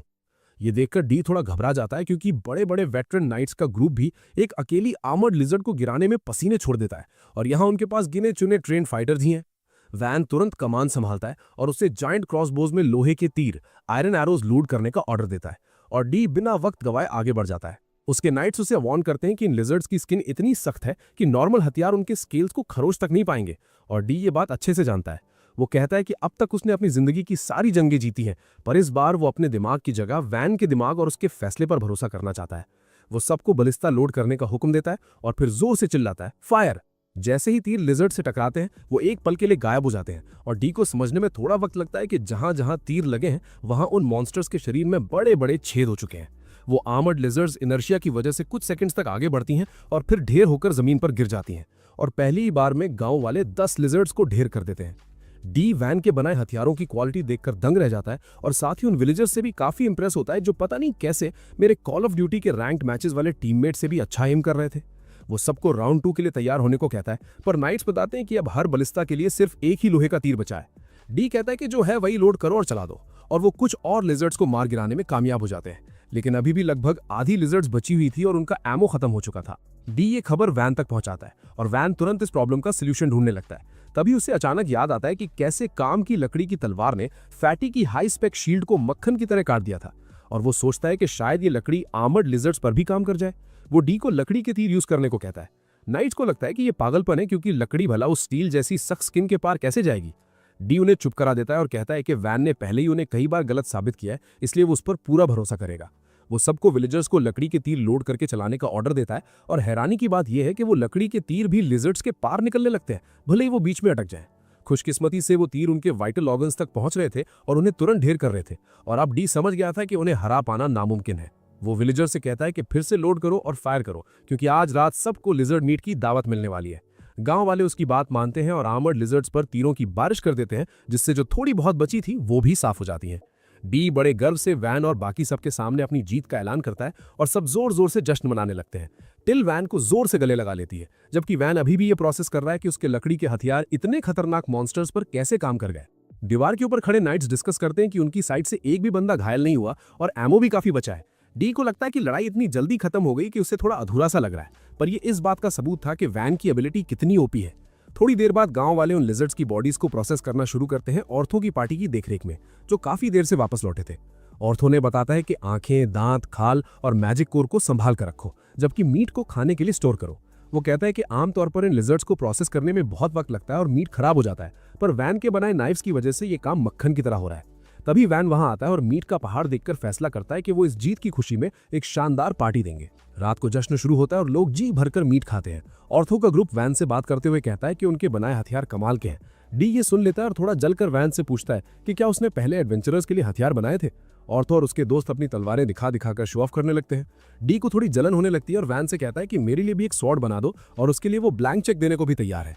बाकी नाइट्स भी वैन से हथियार मांगने लगते हैं और वो थोड़ा शर्माते हुए कहता है कि वो उनसे पैसे नहीं ले सकता, पर अभी वो थोड़ा बिजी है। वो वादा करता है कि गांव के मामले सुलझते ही वो उनके लिए नया गियर बनाएगा और नाइट्स इससे खुश हो जाते हैं। इसके बाद ऑर्थो वैन को बताता है कि वैसे तो एक आर्मर्ड लिजर्ड 20 गोल्ड कॉइन्स में बिकती है, पर क्योंकि मीट खराब हो जाएगा तो उन्हें लगभग 8 गोल्ड कॉइन्स पर लिजर्ड मिल सकते हैं। ये फिर भी बहुत बड़ा अमाउंट था और वैन सोचने लगता है कि वो इतने सारे पैसों का क्या करेगा। तभी एस्पार्ता एक बुरी खबर देता है कि अगर कोई गांव 100 गोल्ड कॉइन से ज्यादा कमाता है तो उसका आधा हिस्सा टैक्स के रूप में मार्किस को देना पड़ता है। ये सुनकर वैन को ऐसा लगता है जैसे उसकी लाइफ की सारी सेविंग्स किसी क्रिप्टो स्कैम में उड़ गई हो, और वो पूछता है कि क्या टैक्स चोरी करने का कोई रास्ता है। एस्पार्ता मना कर देता है क्योंकि इतने सारे मटेरियल की सेल छुपाना नामुमकिन है और वैन की सारी उम्मीदें टूट जाती हैं। पर उसे सबसे ज्यादा डर इस बात का है कि उसके बाप को इस गांव की अहमियत पता चल जाएगी और वो उसे फिर से किसी दूर दराज जगह भेज देगा। अचानक एस्पार्ता को एक सोल्यूशन सूझता है। वो कहता है कि वो जल्पा के बजाय सीधा मिर्सिया को रिपोर्ट कर सकते हैं। वैन को समझ आता है कि वो इन लिजर्ड्स को हराने का सारा क्रेडिट अपने बड़े भाई को दे सकते हैं, जिससे उनकी हरकतें छुपी रहेंगी और वो इसी गांव में और वक्त तक रुक पाएंगे। अगले दिन 2 मर्चेंट्स गांव आते हैं और सामने इतनी बड़ी किले जैसी दीवार देखकर उनके तोते उड़ जाते हैं। वो एक दूसरे पर चिल्लाने लगते हैं कि गूगल मैप्स गलत पड़ा और रास्ता भटक गए। तभी वैन गेट के ऊपर प्रकट होता है और उनका स्वागत करता है। मर्चेंट्स हैरान है क्योंकि वो वैन को मार्किस के जीनियस बेटे के रूप में पहचानते हैं और सोचते हैं कि वो यहाँ क्या कर रहे हैं। वो अपना इंट्रो बेल और रैंगो के रूप में देते हैं, जो मेरी चेंबर ऑफ कॉमर्स से है, और वैन उन्हें अंदर बुला लेता है। जैसे ही वो दोनों भाई वेयरहाउस पहुंचे, आर्मर्ड लिजर्ड्स का ढेर देखकर उनके जबड़े जमीन पर गिर गए। उन्हें यकीन ही नहीं हो रहा कि इतने छोटे गांव ने इतने सारे मॉन्स्टर्स का शिकार किया है। पर वैन बस ये जानना चाहता है कि क्या वो ये सब खरीद सकते हैं। मर्चेंट्स तुरंत हाँ कह देते हैं, पर वैन से 1 महीने का वक्त मांगते हैं क्योंकि उन्हें इस सब की इवैल्यूएशन और ट्रांसपोर्ट के लिए एक पूरी टीम बुलानी पड़ेगी। वैन इस बात पर राजी हो जाता है और उनसे कहता है कि वो थोड़ा मीट फ्री में ले जाएं, क्योंकि अभी उसके पास कोई फ्रिज बनाने की टेक्निक नहीं है और ये सब यूं ही सड़ जाएगा। फिर वो उन दोनों भाइयों को कुछ वेपन्स दिखाता है जो सेल के लिए हैं, और भाई उनकी क्वालिटी देखकर उनके होश उड़ जाते हैं। वो बिना किसी बार्गेनिंग के वैन की मांगी हुई कीमत पर तुरंत मान जाते हैं और वैन उनसे कहता है कि वो इन हथियारों को मार्केट में प्रमोट करें। लेकिन दोनों भाई थोड़ा हिचकिचाने लगते हैं और वैन समझ जाता है कि ये नूब्स खुद को बहुत बड़ा प्रो समझ रहे हैं और सोचते हैं कि वो उसकी स्वॉर्ड्स की ट्रेड पर कब्जा यानी कि मोनोपोलाइज कर लेंगे। वो उन्हें समझाता है कि अगर वो इसे राज रखने की कोशिश भी करें तो भी लोग इस गांव का पता लगा ही लेंगे, क्योंकि उनका रूट फॉलो करना आसान है। ये सुनकर दोनों भाई शॉक हो जाते हैं। तब वैन उन्हें बताता है कि एक और रास्ता है जिससे वो इनसेन प्रॉफिट कमा सकते हैं। वो इस बारे में जानने के लिए एकदम बेताब हो जाते हैं और वैन उन्हें ऑफर देता है कि वो इसी गांव में अपनी एक दुकान खोल लें। दोनों भाई तुरंत इस ऑफर को लपक लेते हैं और वैन के आगे झुककर अपना एहसान जताते हैं। वैन उन्हें कहता है कि वो अभी की अभी अपनी शॉप खड़ी करें। इससे पहले कि उन्हें समझ आए कि वो क्या कह रहा है, वैन उनके लिए उनके सपनों जैसी एक शानदार शॉप बना देता है और कहता है कि वो उनके साथ बिजनेस करने के लिए एक्साइटेड है। कुछ ही देर बाद वैन के पास 2 ऐसे मेहमान आते हैं जिनकी उसने उम्मीद भी नहीं की थी। एक नोबल लड़की है जो लगभग उसी की उम्र की है, और दूसरी एक बैड एस नाइट मॉमी जो उसकी हिफाजत कर रही है। ये नाइट मॉमी पहले से ही काफी जजमेंटल है और ऐलान करती है कि वो पता लगाकर रहेगी कि वैन सच में कोई जीनियस है या बस शो ऑफ कर रहा है। इसी बीच वैन को एस्पार्ता से ढेर सारा होमवर्क मिल रहा है। वो उसे 10,000 लोगों के रहने लायक एक सिटी प्लान करने को कहता है, क्योंकि जिस रफ्तार से गांव डेवलप हो रहा है ये जल्द ही एक शहर बन जाएगा। वो वैन से पूछता है कि उसे कैसा फोर्ट्रेस सिटी चाहिए, ये बताते हुए कि स्क्वायर शेप्ड फोर्ट्रेसेस सबसे कॉमन है। मगर वैन तो ठहरा एक्स्ट्रा। वो कहता है कि उसे एक स्टार शेप्ड फोर्ट्रेस बनाना है, क्योंकि इससे दुश्मनों को उन डिफेंस पॉइंट्स को पार करने में बहुत वक्त लगेगा जो वो किले के चारों तरफ सेट करेगा। एस्पार्ता को ये आइडिया पसंद आता है और वैन की मदद करने लगता है। तभी रेड हेड नाइट कमरे में घुसती है और बताती है कि पड़ोसी फर्डिनांडो काउंटी से एक एमिसरी उनसे मिलने आया है। वैन उन्हें अंदर बुलाता है और वो वही नोबल लड़की और मॉमी नाइट निकलती हैं। वैन उनका स्वागत करता है और वो मॉमी अपना इंट्रो मीरा के रूप में देती है, जो एक नाइट से प्रमोशन पाकर अब एक वाइस काउंटेस बन चुकी है। लड़की थोड़ा नर्वस होकर अपना नाम आर्ट बताती है, जो काउंट फर्डिनांडो की सबसे छोटी बेटी है, और वैन उन्हें बैठने को कहता है। मीरा तुरंत वैन से पूछती है कि उसके हिसाब से वो यहाँ क्यों आई है। वैन बिना डरे कहता है कि वो उसे असेस करने आई हैं, ताकि अगर वो कोई खतरा लगे तो उसे अपनी तरफ कर सकें। ये सुनकर मीरा हंसने लगती है क्योंकि वैन का निशाना एकदम सही था। वो बताती है कि काउंट को लगता है कि मार्किस जाल्पा ने अपने जीनियस बेटे को यहाँ इसलिए भेजा है ताकि वो उनकी टेरिटरी पर कब्जा कर सकें। लेकिन मीरा का मानना है कि वैन को यहाँ इसलिए भेजा गया है क्योंकि उसके पास एलिमेंटल मैजिक नहीं है। वैन सच बोलने का फैसला करता है और बताता है कि एलिमेंटल मैजिक वाली बात सही है, पर वो यहाँ जंग के लिए नहीं आया है, उसे बस उसके बाप ने निकाल दिया है। मीरा को इस बात पर यकीन नहीं आता क्योंकि वैन ने इतने कम समय में गांव को इतना डेवलप कर दिया है। उसे लगता है कि वैन के साथ 5000 सोल्जर्स भेजे गए हैं ताकि इस गांव को एक मिलिट्री बेस बनाया जा सके। वैन ये सुनकर जोर से हंसने लगता है और माफी मांगते हुए मीरा को बताता है कि उसे घर से सिर्फ उसके सामान और काम के साथ धक्के देकर निकाला गया था और कोई उसे बाय कहने तक नहीं आया। मीरा हैरानी से पूछती है कि क्या वो इस बटलर और डेप्यूटी नाइट कमांडर को देखकर हेल्यूसिनेट कर रही है। तब डी बताता है कि वो अपनी मर्जी से वैन की ट्रेनिंग पूरी करने आया है और उसने नाइट कमांडर के वापस आने के ऑर्डर्स को भी इग्नोर कर दिया है। एस्पार्टा भी बताता है कि उसने रिटायरमेंट ले ली है और अब वो हॉबी के तौर पर वैन को पढ़ा रहा है। और टिल कहती है कि वो हमेशा वैन की सेवा करना चाहती है क्योंकि वो हर किसी के साथ तमीज से पेश आता है। लेकिन इतनी तेजी से डेवलपमेंट कैसे हुआ, ये अभी भी एक राज था। तो वैन उन्हें एक डेमो देने का फैसला करता है। वो गांव के बाहर ले जाता है और एस्पार्टा से मिट्टी की एक दीवार बनाने को कहता है ताकि वो उसे एक फोर्ट्रेस ग्रेड वॉल में बदल सके। मीरा बटलर के मैजिक से इंप्रेस तो होती है, पर कहती है कि ये दीवार माना खत्म होते ही ढेर हो जाएगी। वैन तुरंत अपना मैजिक यूज करता है और उस मिट्टी की दीवार को सॉलिड कंक्रीट में बदल देता है और फिर कुछ वुड नैनो क्यूब से गेट तैयार कर देता है। मीरा और आर्ट ये देखकर दंग रह जाती हैं और वैन से उसके मैजिकल एट्रीब्यूट के बारे में पूछती हैं। वो जवाब देता है कि उसके पास प्रोडक्शन मैजिक है जिसे सबसे बेकार समझा जाता है और इसी वजह से उसे यहाँ एग्जाइल किया गया है। ये सुनकर आर्ट को अपनी बदकिस्मती भरी जिंदगी याद आ जाती है। फिर मीरा अपने दूसरे एजेंडा पर आती है। वो वैन को बताती है कि उसे यहाँ आर्ट का रिश्ता यानी कि मैरिज प्रपोजल लेकर भेजा गया है। वैन समझ जाता है कि काउंट अपनी बेटी उसे इसलिए देना चाहते हैं ताकि वो उनकी टेरिटरी पर हमला न करें। वो मीरा से कहता है कि शादी की कोई जरूरत नहीं है क्योंकि वो किसी से झगड़ा नहीं चाहता और वो बस यहाँ एक सुकून भरी जिंदगी बिताना चाहता है।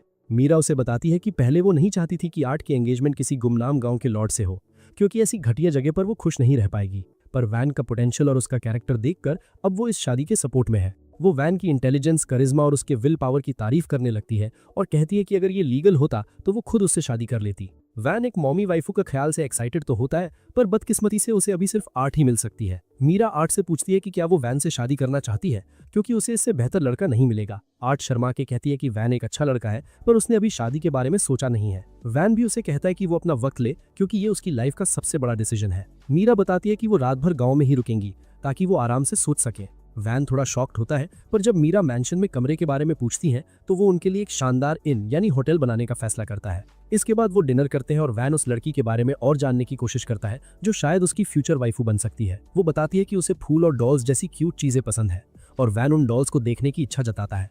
आर्ट खुश है कि कोई उसमें इंटरेस्ट ले रहा है और वो अपनी कैरेज में रखी डॉल्स दिखाने के लिए मान जाती है। बाद में वैन उन्हें इन तक छोड़ने जाता है और मीरा उन दोनों बच्चों को अकेला छोड़ देती है ताकि वो बात कर सकें। आर्ट वैन को नाइस गाय बोलकर अपने कमरे की तरफ भाग जाती है। वैन वापस मैंशन आता है जहां एस्पार्टा उसे समझाता है कि क्योंकि काउंट ने अपनी बेटी को एक नेमलेस विलेज के लॉर्ड से शादी के लिए भेजा है, इसका मतलब है कि उसके पास भी कोई एलिमेंटल मैजिक नहीं है। वैन को रियलाइज होता है कि आर्ट को भी उसकी तरह घर से निकाल दिया गया है और वो डिसाइड करता है कि अगर वो चाहे तो गाँव में रुक सकती है, भले ही उनकी एंगेजमेंट ना हो। अगली सुबह टिल और काम वैन को जल्दी में जगाते हैं और वो गुस्से में उनसे वजह पूछता है क्योंकि वो अपने सपने में सिडनी स्विनी को किस करने ही वाला था। टिल उसे समझाती है कि असल जिंदगी में उसके पास इससे कहीं ज्यादा इंपॉर्टेंट काम है और डी और एस्पार्टा पहले ही मौके पर पहुंच चुके हैं। वैन उनसे रिक्वेस्ट करता है कि कम से कम उसे ढंग से बताएं तो सही कि हो क्या रहा है। तब टिल कहती है कि उसे सब कुछ लेक वैन पहुंचकर खुद ही पता चल जाएगा, वही झील जो उसने कुछ दिन पहले बनाई थी। वैन ये जानकर काफी शॉक हो जाता है कि गांव वालों ने उस झील का नाम उसके नाम पर रख दिया है और वो तुरंत अपने दिमाग में एक नोट बनाता है कि उन्हें गांव का नाम अपने नाम पर रखने से रोकना होगा। वो जल्दी ही झील के किनारे पहुंचता है जहां पूरा गांव पहले से ही जमा था। डी उसे सीधा उस हंगामे की वजह तक ले जाता है जो असल में झील में छुपी एक नन्ही सी मरमेड थी। एस्पार्टा वैन को बताता है कि मरमेड्स आमतौर पर घने जंगलों की खूबसूरत नदियों में रहती हैं जहां इंसान उन्हें गंदा करने के लिए नहीं पहुंच सकते, लेकिन वैन की बनाई इस झील में कुछ मरमेड्स प्रकट हो गई हैं और कोई समझ नहीं पा रहा कि इतनी रेयर स्पीशीज इतनी दूर यहां तक कैसे आई। वैन फैसला करता है कि वो खुद मरमेड से बात करके उसके यहाँ आने का कारण जानेगा, पर वो उसके सवालों का कोई जवाब नहीं देती। वो सोचता है कि क्या ये बहरी है या इसे इंसानी जुबान समझ नहीं आती। फिर वो एक ऐसा नुस्खा निकालता है जो पक्का काम करेगा। वो टिल और काम को ढेर सारा मीट लाने का ऑर्डर देता है क्योंकि जैसा वैन ने सोचा था, खाने की भाषा हर कोई समझता है। रोस्टेड मीट को देखकर मरमेड उसकी तरफ तैरती हुई आती है और पूछती है कि क्या वो सच में इसे खा सकती है। वैन कहता है कि ये शक तुम्हारा ही है, और जैसे ही मरमेड उसे खाती है उसे एहसास होता है कि ये तो उसी आर्मर्ड लिजर्ड का मांस है। वो पूछती है कि इन खतरनाक लिजर्ड्स को किसने हराया और इससे पहले कि वैन हम्बल बनकर गांव की टीम वर्क को क्रेडिट देता, सब लोग एक सुर में चिल्ला उठते हैं कि ये सब अकेले वैन ने किया है। मर्मेड ये जानकर काफी सैटिस्फाइड लगती है और वो तुरंत पानी के अंदर जाकर गायब हो जाती है। वैन सोचता है कि शायद वो जल्दी वापस आएगी, पर एस्पार्टा को ऐसा नहीं लगता क्योंकि मर्मेड्स बिग फुट से भी ज्यादा शाय होती हैं। पर हैरानी की बात यह थी कि अगले ही दिन पूरा का पूरा मर्मेड क्लैन वैन के दरवाजे पर हाजिर हो जाता है और उन्हें देखकर वैन के होश उड़ जाते हैं। उसे लगता है कि शायद वो इसलिए आए हैं क्योंकि उसने आर्मर्ड लिजर्ड्स को हराया था, और वो सोचता है कि क्या ये मर्मेड्स उन बड़े स्केली मॉन्स्टर्स की पूजा करती हैं। एस्पार्टा उसके इस आइडिया को एकदम बकवास बताता है और कहता है कि बेहतर होगा अगर हम सीधा उनसे ही पूछ लें। तभी मर्मेड्स का वो बड़ा और डरावना सा दिखने वाला लीडर आगे आता है और वैन का शुक्रिया अदा करता है कि उसने कल उसकी बेटी के साथ इतना अच्छा बर्ताव किया। वैन कहता है कि मोस्ट वेलकम, और फिर मर्मेड किंग पूछता है कि क्या सच में उसने उन आर्मर्ड लिजर्ड्स को धूल चटाई है। वैन हाँ तो कहता है, पर साथ में ये भी ऐड करता है कि ये एक टीम एफर्ट था। मगर उसकी ये बात कोई नहीं सुनता और सब आपस में फुसफुसाने लगते हैं कि एक छोटे से बच्चे ने इतने ताकतवर मॉन्स्टर्स को हरा दिया। मर्मेड किंग अचानक वैन को एक हीरो घोषित कर देता है और ऐलान करता है कि उसे उसकी बेटी लोटा से शादी करने की इजाजत है। वैन ये सुनकर थोड़ा घबरा जाता है और मर्मेड किंग उससे पूछता है कि क्या उसे लोटा पसंद नहीं आई। वो उसे यकीन दिलाता है कि जब लोटा बड़ी होगी तो वो सबसे बड़ी मम्मी बनेगी। लेकिन वैन सिर्फ प्रेजेंट को देख रहा है और वो मर्मेड किंग से कहता है कि उसकी बेटी अभी महज एक बच्ची है। वो कहता है कि लोटा को अभी शादी का एस भी नहीं पता, जबकि दूसरी तरफ वो लड़की उसे हमेशा के लिए बांधने की कोशिश कर रही है। वो किंग से पूछता है कि आखिर क्या वजह है जो वो उसका रिश्ता ऑफर कर रहे हैं। मर्मेड किंग बड़े दुख के साथ जवाब देता है कि उन्हें इंसानों के साथ रहना पसंद नहीं है, पर हाल ही में आर्मर्ड लिजर्ड्स ने उनके इलाके में घुसकर उनके बहुत से लोगों को मार दिया है। इसलिए वो अपनी बेटी का हाथ किसी भी ऐसे हीरो को देने को तैयार है जो उन्हें हरा सके। वैन अब उनका लॉजिक समझ जाता है और उनसे कहता है कि उन्हें अपने लोगों की हिफाजत के लिए बेटी का सौदा करने की जरूरत नहीं है।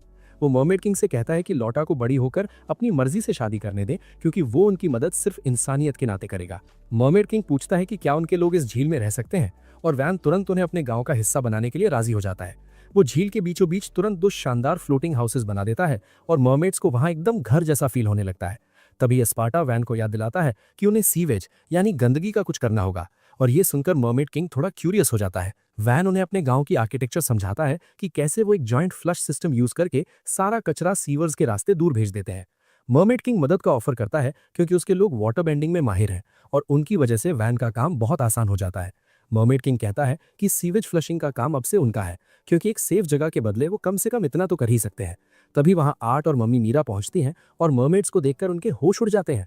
मर्मेड किंग अचानक वैन को अपना दामाद कहकर पुकारता है और मदद के लिए थैंक यू कहता है, जिसे सुनकर दोनों इंसान लड़कियां शॉक हो जाती है। मीरा वैन से पूछती है कि क्या उसने मर्मेड से शादी कर ली, जबकि लाइन में पहला नंबर 8 का था।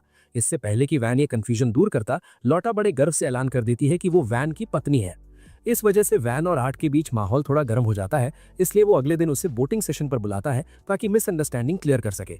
आर्ट उसे बताती है कि उसने पहले ही मम्मी से सारी डिटेल सुन ली है, इसलिए अब कोई कंफ्यूजन नहीं है। वैन ये सुनकर चैन की सांस लेता है और फिर आर्ट उसकी तारीफ करने लगती है कि कैसे उसने एक पूरी झील बना दी और गांव को इतना डेवलप कर दिया। तभी लोटा वहां वैन को ग्रीट करने आती है और जब वो उसे किसी दूसरी लड़की के साथ देखती है तो वो जलने लगती है क्योंकि उसके दिमाग में तो वैन उसका पति बन चुका है। अचानक ढेर सारे मर्मेड बच्चे भी बोट के पास आ जाते हैं और वैन को मीट लॉर्ड कहकर पुकारने लगते हैं। वो मस्ती में बोट को इतना जोर से हिलाते हैं कि आर्ट अचानक फिसलकर वैन के ऊपर गिर जाती है। बच्चे इस सीन को बड़े मजे से देखते हैं। आर्ट नर्वस हो जाती है, पर लोटा और भी ज्यादा जेलस हो जाती है। वो फिर से वैन से पूछती है कि अजनबी लड़की उसके पति के साथ क्या कर रही है। वैन उसे याद दिलाता है कि उसने उसके पिता का ऑफर ठुकरा दिया था, इसलिए उनकी एंगेजमेंट तक नहीं हुई है। लोटा बस मुंह फुलाकर पानी के अंदर चली जाती है और बाकी मर्मेड बच्चे वैन पर चिल्लाने लगते हैं कि उसने उनकी प्रिंसेस को रुलाया है। वो बोट को इतना जोर से हिलाने लगते हैं कि आर्ट डर के मारे वैन को कस के पकड़ लेती है। वैन उन बच्चों को मीट की रिश्वत देने की कोशिश करता है, पर वो बिल्कुल नहीं मानते। बाद में खुद मर्मेड किंग वैन का सामना करने आता है और वैन बेचारा उसके सख्त एक्सप्रेशन को देखकर थर थर कांपने लगता है। मर्मेड किंग कहता है कि उसने लोटा से सुना है कि वैन किसी और लड़की के साथ फ्लर्टिंग कर रहा है, जबकि उसकी शादी पहले ही तय हो चुकी है। आर्ट ये सुनकर डर जाती है, पर वैन तुरंत साफ कर देता है कि उसने लोटा से शादी के लिए कभी हाँ नहीं बोला। लेकिन भाई मर्मेड किंग लॉजिक सुनने के मूड में बिल्कुल नहीं है। वो ऐलान कर देता है कि मरफोक और वैन के लोगों के बीच एक तगड़ा कंपटीशन होगा। अगर मर्मेड्स जीत गईं तो वैन को ऑफिशियली लोटा के साथ अपनी शादी कबूल करनी पड़ेगी। वैन मना करने ही वाला होता है कि तभी डी अचानक उसकी तरफ से चैलेंज एक्सेप्ट कर लेता है। डी वैन से वादा करता है कि नाइट ऑर्डर का डेप्यूटी कमांडर होने के नाते वो उसे पक्का जीत दिलवाएगा। यहां तक कि एस्पार्टा भी पहली बार डी से अग्री करता है, ये कहकर कि जितनी जल्दी ये लफड़ा खत्म हो, वैन के पास अपनी पढ़ाई के लिए उतना ही ज्यादा वक्त बचा रहेगा। मम्मी मीरा भी वहीं पास थीं और वो भी इस आइडिया को थम्स अप दे देती हैं। वैन कहता है कि अगर वो हार गया तो उसे तुरंत शादी करनी पड़ेगी, पर टिल और काम उसे भरोसा दिलाते हैं कि उसके हारने का तो सवाल ही पैदा नहीं होता। उसे समझ नहीं आता कि डी को हर वक्त उसकी लाइफ में इतना इंटरफेयर करने से कैसे रोके, और आखिर में वो इस कंपटीशन के लिए मान जाता है। मर्मेड किंग कहता है कि फेयर रहने के लिए हम 3 इवेंट्स करेंगे, और वो वैन को पहला इवेंट चुनने का मौका देता है। अब देखो, बजाय कुछ ऐसा चुनने के जहां उसका क्लियर एडवांटेज हो, वैन वाटर पोलो का गेम चुनता है। ये दोनों साइड्स के लिए बराबर का मुश्किल होने वाला था, क्योंकि किसी को आइडिया ही नहीं था कि इसे खेलते कैसे हैं। वैन पहले पॉन्ड के बीच में एक पूल बनाता है और सबको रूल समझाना शुरू करता है। स्पार्टा हैरान है क्योंकि उसने कभी ऐसे गेम के बारे में सुना नहीं, और टिल कहती है कि वैन सच में महान है क्योंकि उसे वो चीजें भी पता है जो पुराने बटलर को नहीं मालूम। खैर, मम्मी मीरा वैन से कहती है कि जो स्विमसूट्स उसने बनाए हैं वो इस एनिमे में गूनर्स को अट्रैक्ट करने के लिए काफी सही है, जबकि डी किसी जिम ब्रो की तरह अपने मसल्स फ्लेक्स करने में बिजी है। वैन मीरा से पूछता है कि क्या वो गेम में हिस्सा लेगी। वो हाँ कहती है, क्योंकि वो चाहती है कि वैन मर्मेड प्रिंसेस के बजाय आर्ट से शादी करे, और उसे प्रोटेक्ट करने के लिए वो कुछ भी करेगी। जल्द ही गेम शुरू होता है, जिसमें मीरा और टिल वैन के गांव को रिप्रेजेंट कर रही हैं, जबकि लोटा और उसके डैड मर्मेड्स की तरफ से खेल रहे हैं। जैसे ही गेम शुरू होता है, मर्मेड किंग एक शानदार सर्विस एस स्कोर करता है। जल्द ही दोनों मर्मेड्स इंसानों पर भारी पड़ने लगती हैं, जो कि किसी दिमाग वाले बंदे के लिए कोई हैरानी की बात नहीं होनी चाहिए। हाफ टाइम तक पॉइंट्स का गैप देखकर टिल अपनी उम्मीद खोने लगती है, पर मीरा ये सुनकर भड़क जाती है। वो पूछती है कि क्या वैन के लिए उसकी लॉयल्टी इतनी कमजोर है जो एक छोटे से चैलेंज से हार मान लेगी। उसके वर्ड्स टिल में एक नई आग भर देते हैं, और सेकंड हाफ में वो दोनों मिलकर मर्मेड से पॉइंट्स वापस छीनने लगती हैं। एक खतरनाक सेकंड हाफ के बाद दोनों टीम्स मैच पॉइंट पर पहुंच जाती हैं, और सब कुछ अगले पॉइंट पर टिका होता है। मीरा मर्मेड किंग के स्पाइक को ब्लॉक करने के लिए छलांग लगाती है, पर वो उसे पार कर लेता है, और टिल भी उसे डिफेंड नहीं कर पाती। इसके साथ ही मर्मेड्स पहला राउंड जीत जाती हैं। टिल का दिल टूट जाता है, पर मीरा बिल्कुल मेरे उस कजिन की तरह एक्ट करती है जो 8वीं बार हाईक्यू बिंज वॉच कर रहा हो। वैन को उसे इतना होपफुल देखकर बिल्कुल खुशी नहीं होती, क्योंकि वो पहला गेम हार चुके हैं। फिर मर्मेड किंग उसके पास दूसरे गेम का आइडिया लेकर आता है। वो इसे सिंपल रखता है और कहता है कि हम एक स्विमिंग रिले रेस करेंगे। वैन को रियलाइज होता है कि अब तो वो गया, क्योंकि पानी में मर्मेड्स को हराना नामुमकिन है। मगर डी कहता है कि ये तो सुपर इजी, बेयरली एन इनकन्वीनियंस, और काम भी टीम में शामिल होने के लिए आगे आता है। जल्द ही कंपटीशन शुरू होता है। लोटा और काम डाइव लगाते हैं, और जैसा सबने सोचा था, लोटा तुरंत एक अच्छी लीड बना लेती है। काम उसे पकड़ने के लिए जी तोड़ मेहनत करता है, पर लोटा तो बड़े आराम से तैर रही है। वो अपने टीममेट को टैग करने के लिए पानी के नीचे और भी तेज तैरने लगती है। काम किसी तरह उसके पीछे पीछे पहुंचता है, और जैसे ही वो डी को टैग करता है, असली खेल शुरू होता है। डी बटरफ्लाई स्ट्रोक करना शुरू करता है, जो स्विमिंग का सबसे मुश्किल तरीका है, और वैन सोचता है कि इसने फ्रंट क्रॉल के बजाय ये क्यों चुना। बाकी नाइट्स बताते हैं कि बटरफ्लाई स्ट्रोक से डी अपने मसल्स का पूरा पावर यूज कर सकता है। वो एक मोटर बोट की तरह तेजी से आगे बढ़ता है, मर्मेड को पीछे छोड़ता है और कंपटीशन जीत जाता है। मर्मेड किंग को यकीन नहीं होता कि वो स्विमिंग में हार गए, पर डी को अपनी उपलब्धि यानी अचीवमेंट पर बड़ा गर्व है। वो खुशी खुशी पॉन्ड से बाहर निकलता है, पर उसे यह एहसास नहीं होता कि वो इतनी तेज तैरा था कि वाटर प्रेशर की वजह से उसके स्विमसूट के चिथड़े उड़ गए हैं। उसके बाद मर्मेड किंग वैन के पास आता है, अभी भी अपनी हार को हजम नहीं कर पा रहा, पर मामले को हमेशा के लिए सुलझाने के लिए तैयार है। वो वैन से कहता है कि वो तीसरा और आखिरी गेम चुने, और वैन एक ऐसा आइडिया निकालता है जो दोनों साइड्स के लिए एकदम फेयर हो। वो एक आइस शेविंग मशीन बनाता है और प्लूरियल से कुछ बर्फ तैयार करने को कहता है, जिसे वो शेव करके उस पर फ्लेवर्ड सिरप्स डालता है। सब कंफ्यूज्ड है कि आखिर करना क्या है। तब वैन बताता है कि आखिरी competition shaved ice eating contest है, और वो खुद इसमें हिस्सा लेगा। वो एक पार्टनर मांगता है, और आर्ट अपना हाथ उठाती है, जिसे देखकर सब हैरान हो जाते हैं। जल्द ही सब लोग मर्मेड के रेस्ट हाउस में जमा होते हैं, और चारों पार्टिसिपेंट्स के हाथ में शेव्ड आइस का एक बड़ा बोल होता है। वैन सोचता है कि ये कुछ ज्यादा ही बड़ा है, जबकि मीरा आर्ट से कहती है कि अभी भी वक्त है, वो उसकी जगह ले सकती है। पर आर्ट अपने फ्यूचर हस्बैंड के लिए लड़ना बंद नहीं करती, और जैसे ही स्पार्टा इशारा देता है, सब लोग तेजी से शेव्ड आइस खाना शुरू कर देते हैं। उनमें से एक भी बंदा उस ब्रेन फ्रीज से नहीं बचता जो बर्फ खाने से होता है, लेकिन मर्मेड किंग ने ठान ली है कि वो लोटा की शादी वैन से करवा कर रहेगा। वो ब्रेन फ्रीज को बर्दाश्त करता है और बर्फ खाता रहता है, और लोटा भी उसके पीछे पीछे वही करती है। वैन को लगता है कि अब वो हारने वाले हैं, तभी आर्ट अपने ब्रेन फ्रीज से निकलकर एक एक चम्मच करके बर्फ खाना शुरू करती है। इससे वैन को हिम्मत मिलती है, और वो भी फिर से खाने में लग जाता है। कुछ मिनट की सबसे इंटेंस आइस ईटिंग कॉन्टेस्ट के बाद वैन और आर्ट अपने बोल्स खत्म कर लेते हैं और कंपटीशन जीत जाते हैं। मर्मेड किंग बड़े दिल से अपनी हार कबूल करता है, और वैन खुश है कि अब उस पर लोटा से शादी का दबाव नहीं रहेगा। फिर भी मर्मेड किंग उसे अभी भी दामाद यानी सन इन लॉ ही बुलाता है, और कहता है कि उसने खुद को उसकी बेटी के और भी ज्यादा लायक साबित कर दिया है।